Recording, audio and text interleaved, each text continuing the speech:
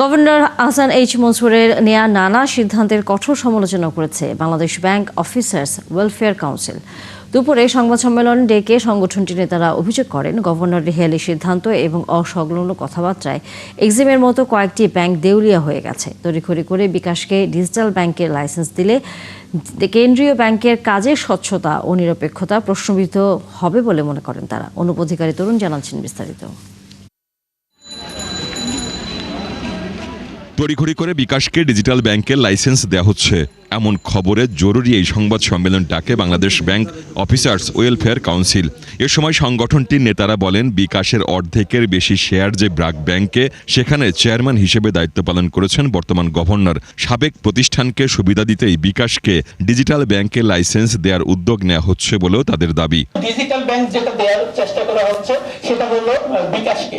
এখন বিকাশকে যে ডিজিটাল ব্যাংক দেওয়ার চেষ্টা করা হচ্ছে, বিকাশের 51% শেয়ার হোল্ডার হলো ব্র্যাক ব্যাংক। এখন ব্র্যাক ব্যাংকের হাতে যদি, তার মানে কি ব্র্যাক ব্যাংক নিজে একটা ব্যাংক আছে, আবার ডিজিটাল ব্যাংক দিয়ে বিকাশকেও সে ব্যাংক হিসেবে করতেছে, একটা মনোপলি তৈরির একটা ষড়যন্ত্র হচ্ছে। সংগঠনটি সাধারণ সম্পাদক অভিযোগ করেন, গভর্নরের নেয়া নানা পদক্ষেপের কারণেই অনেক ব্যাংক ক্ষতির মুখে পড়েছে।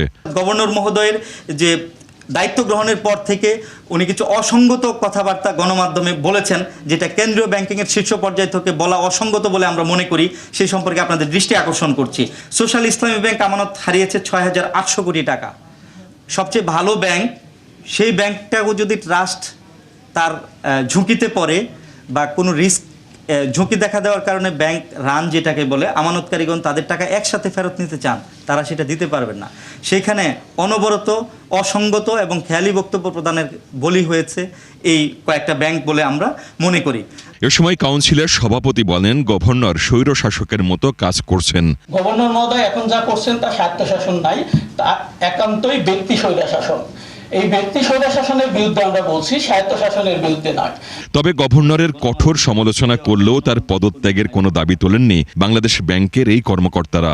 আমরা সবসময় কেন্দ্রীয় ব্যাংকের পূর্ণাঙ্গ স্বায়ত্তশাসনের পক্ষে। অনুপ অধিকারী তরুণ, ৭১, ঢাকা।